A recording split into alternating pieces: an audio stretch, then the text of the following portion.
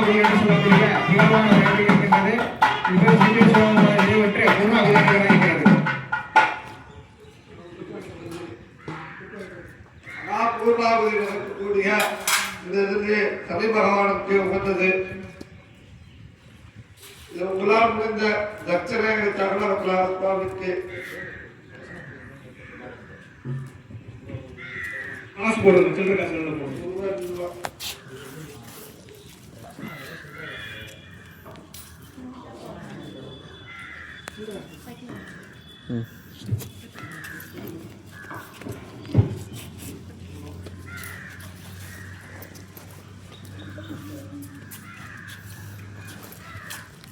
சில்லற கார்டா பார்ப்பாங்க. சாதனை பண்ணதான் நீதான் போட்டியல்ல. போதும் போதும்.